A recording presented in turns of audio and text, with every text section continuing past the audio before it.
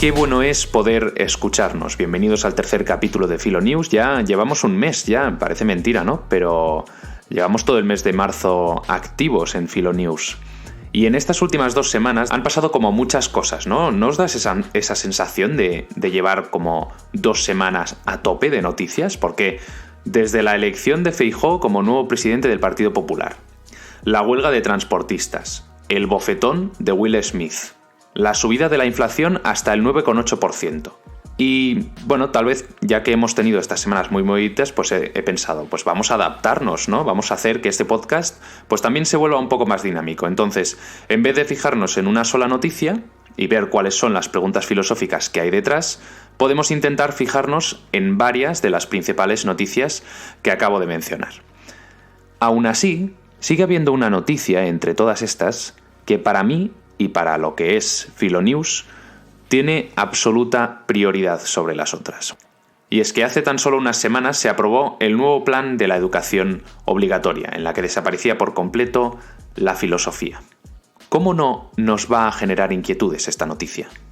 Así que vamos con el rápido repaso de todas las noticias de estas últimas semanas y todas las preguntas filosóficas que hay detrás, que yo personalmente os animo a responderlas vosotros mismos en nuestras redes sociales.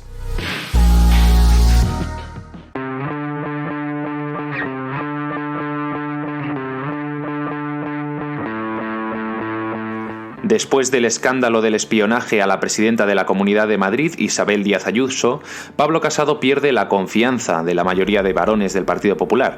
Todos sus compañeros y todos los medios dan por hecho la necesidad de un cambio de liderazgo en el PP, lo que acaba forzando un discurso de despedida de Casado en el Congreso y en la Junta Directiva del partido. Para aquel entonces el nombre de Alberto Núñez Feijóo ya empezaba a sonar, más bien, llevaba sonando desde que renunció a presentarse como candidato para sustituir a Mariano Rajoy en el 2018.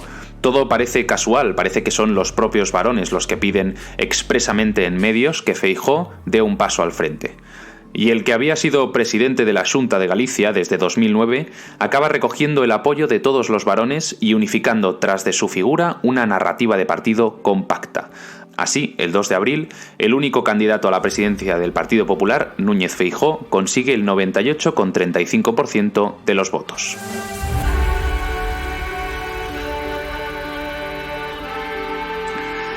Algunas preguntas sobre esta noticia.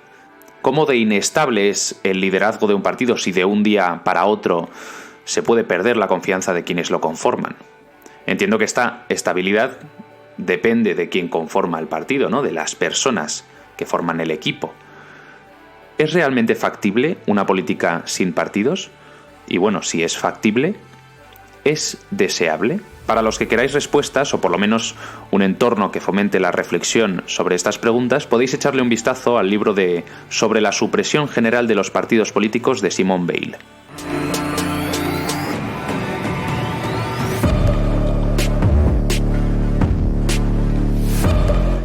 La escalada de precios de los carburantes provoca una llamada al paro de los transportistas. Desde todas las partes del país, los transportistas empiezan a parar los camiones, un paro que afecta a la circulación de carreteras y al abastecimiento de alimentos y productos básicos de primera necesidad.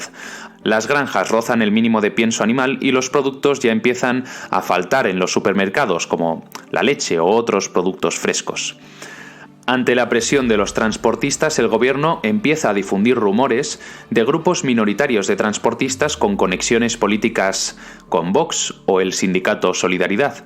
Se habla de una infiltración de la ultraderecha entre los manifestantes, cosa que los portavoces de la asociación en todo momento desmienten. Las negociaciones para el cese del paro no parecen avanzar hasta 20 días después, cuando se acuerda una bonificación por litro de combustible y se suspende de forma temporal el paro de transportistas.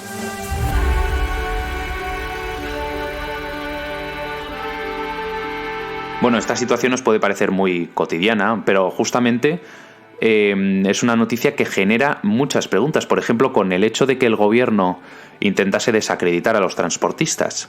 ¿No es acaso una falta a los derechos de huelga y manifestación?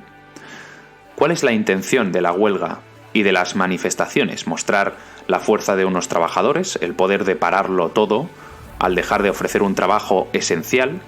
¿Llamar la atención? Puede ser también. para conseguir la implicación de la ciudadanía.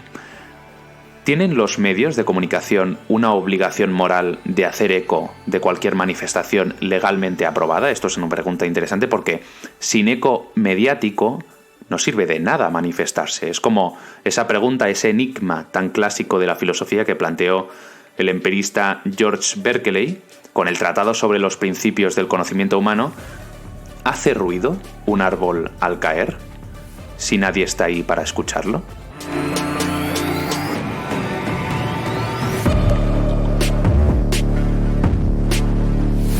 Una noticia que pilló a todo el mundo por sorpresa. El actor Will Smith abofetea al presentador de la gala de los Oscars, Chris Rock, después de que éste hubiese bromeado sobre la enfermedad de su mujer. Noticia que eclipsó todos los premios y el romanticismo de esa noche. Esta fue la escena. Jada, I love you. G.I. Jane 2, can't wait to see it. All right?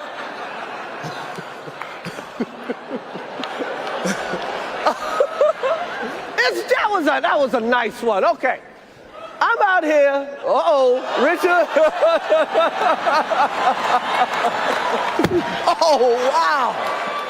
Wow. Will Smith just smacked the shit out of me.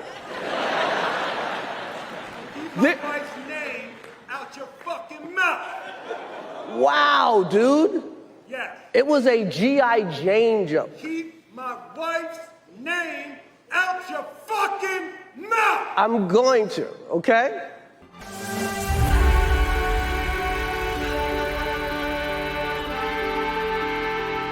Muchos de los medios en sus secciones de opinión se han centrado en la actitud machista, ¿no?, que supone defender a una mujer y sobre todo cuando se trata de defender o de proteger a una mujer por considerarla un ser más vulnerable. Quitarle esa decisión a la persona que ha sido ofendida directamente, que es Jada Smith, sobre cómo hay que reaccionar a esa ofensa y reaccionar de forma posesiva, ¿no? Posesiva con el nombre de su mujer. Pero más allá de este debate hay otro que no ha salido tanto en las secciones de opinión y eso también hay que recalcarlo. ¿Cuál es el límite del humor? ¿Debe haber un límite? Vamos a preguntarnos primero. Si lo llamamos tabú, ¿qué es el tabú?, ¿no? ¿Y qué buscamos con los tabús? Sobre el tabú, Juan Soto Ibars tiene un libro muy interesante titulado La casa del ahorcado. Él habla de que el tabú suele relacionarse con esos temas que en nuestra vida diaria tenemos como silenciosos, ¿no? Como que les tenemos echados un velo de silencio por encima para no tratarlos, ¿no? Porque son temas que generan conflicto. Conflicto interno, conflicto externo, todo tipo de conflicto. Son como el límite de lo que consideramos racional que se diga o que se piense. Pero de hecho también Juan Soto Ibars cae en la cuenta de que el tabú tiene más que ver con la verdad que con la mentira, ¿no? O sea, lo que nosotros consideramos tabús son verdades que pretenden esconderse.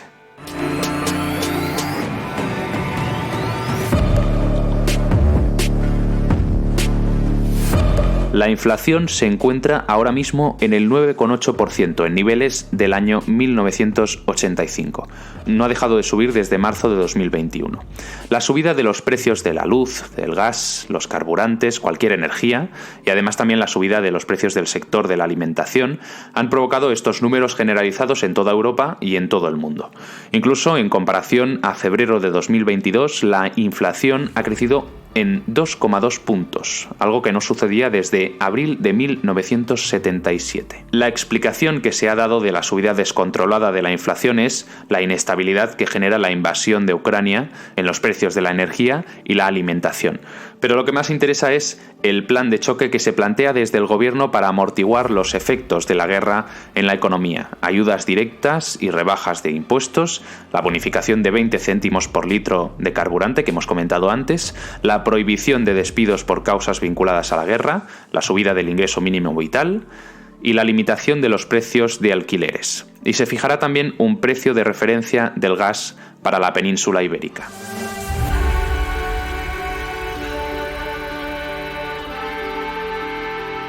Entiendo que la cuestión es muy económica, pero las políticas tomadas para confrontar la inflación del IPC implican ciertas ideas de Estado.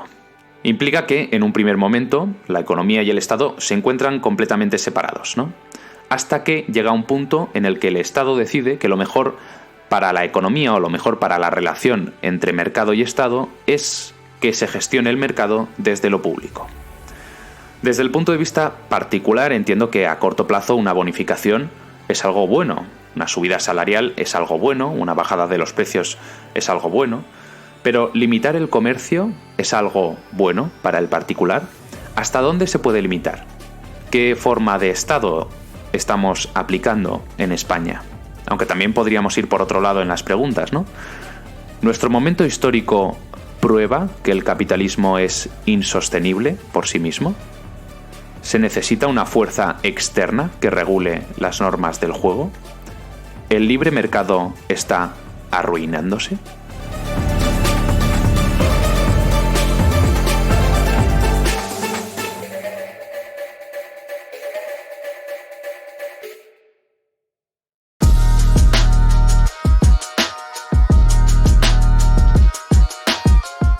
Y bueno, más allá de estas noticias, en el capítulo de hoy, ya lo he ido avisando, ¿no? Quería parar un rato sobre una noticia que parece que salga de la nada, pero que en el fondo tiene su historia. El rechazo a la asignatura de filosofía por parte de los planes educativos del gobierno es algo que ya lleva mucho tiempo entre nosotros. De hecho, los que parecen ofendiditos, ¿no?, con esta medida son los que hace 6 años estaban aplicando las mismas limitaciones o incluso más a la asignatura. Hasta ahora era una materia optativa, pero que debía ofertarse obligatoriamente. Ahora seguirá siendo optativa, pero serán las comunidades autónomas quienes decidan si ofertarla o no en cuarto de la ESO. Ahora bien, en el 2006, época de Zapatero, la ESO tenía un plan de asignaturas obligatorio en línea con la ciudadanía, derechos humanos y la ética. Y la filosofía era una asignatura obligatoria en el bachillerato. En cambio, en la época de la mayoría absoluta de Mariano Rajoy, se aprobó la LOMCE, que eliminaba para la filosofía la condición de asignatura obligatoria en el bachillerato. Obviamente se eliminaron todas las asignaturas de ciudadanía y en cambio pasó a ofertarse como optativa la asignatura de filosofía en cuarto de la ESO. En el inicio del 2018 se aprobó por unanimidad en el Congreso de los Diputados una proposición que manifestaba la voluntad de recuperar la obligatoriedad de la filosofía para el bachillerato, cosa que se ha aprobado y se aplicará en el próximo curso 2022-2023. Eso sí, el que no se mencionara la asignatura de filosofía en el plan de estudios de la ESO ha creado todo este revuelo en la opinión pública.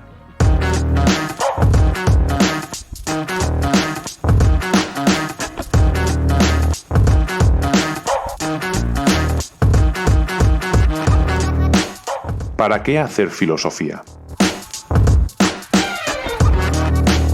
Creo que aquí está la cuestión central de la polémica, y es que nadie tiene muy claro para qué sirve la filosofía, o para qué queremos que la gente piense y reflexione.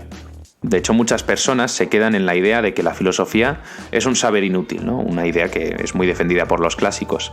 Pero realmente, teniendo en cuenta cómo piensan las personas hoy en día, no podemos seguir diciendo con verdad que la filosofía es un saber inútil. Primero porque esa es la primera forma de desacreditarse. Si es inútil, ¿para qué la vamos a enseñar a nuestros alumnos?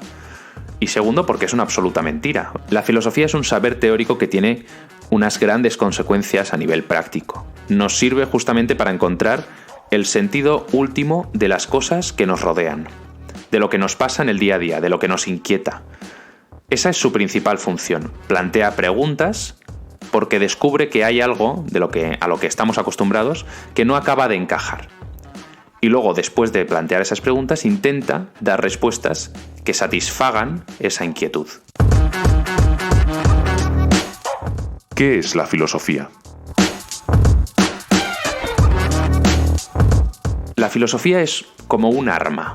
La filosofía me ha ayudado a darme cuenta de las cosas que hago, de las cosas que hace la gente, de las cosas que me rodean, que no tienen sentido y que necesitan preguntas y que necesitan respuestas.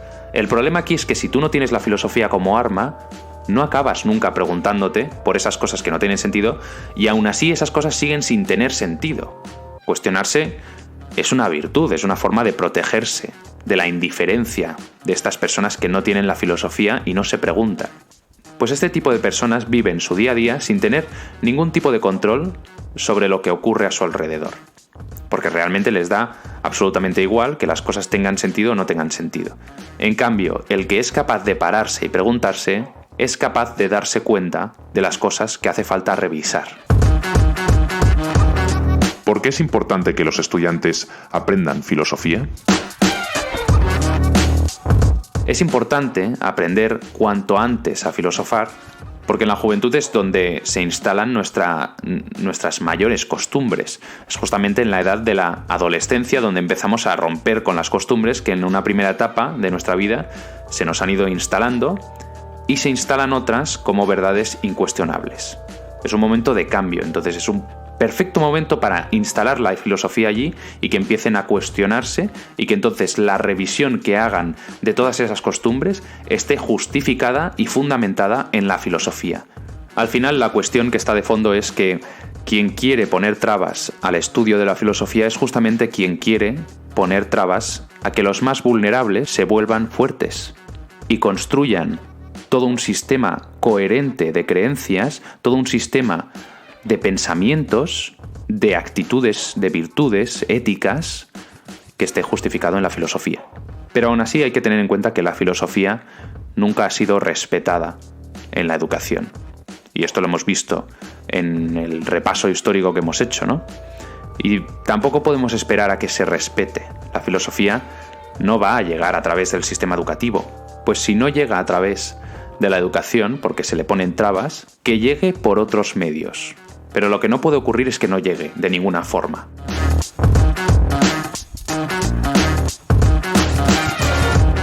En fin, queridos oyentes, la filosofía está en sus peores momentos. Lleva 10 años asfixiándose en el plan de estudios de los estudiantes y lleva al mismo tiempo sin valorarse en las facultades de pedagogía, con lo que salen pedagogos que no entienden la necesidad de la asignatura. Pero lo peor de todo es que lleva ya mucho más de 10 años aislándose en el mundo académico sin interesarse por lo que le preocupa a las personas y por lo tanto las personas al final acaban haciendo lo que tienden a hacer, ¿no? Que es, si tú no me haces caso, yo no te hago caso. Es así de sencillo. Y hasta aquí este capítulo, pero antes de cerrarlo, quería proponeros un reto. Después de este repaso rápido por las Filonews principales de estas 2 semanas, os animo a responder a la que queráis, a la que os haya generado más curiosidad. Tenéis para escoger un buen rato. Aunque yo tampoco me cerraría a las que acabamos de ver. Recordad que siempre podéis proponer nuevas, que estaré encantado de reflexionar con vosotros sobre ellas. Y solo con eso ya estamos cambiando las cosas. Solo con eso tendremos una cabeza pensante más entre nosotros. Y serás muy bienvenido en Filonews. Así que nada, nos escuchamos en el próximo capítulo.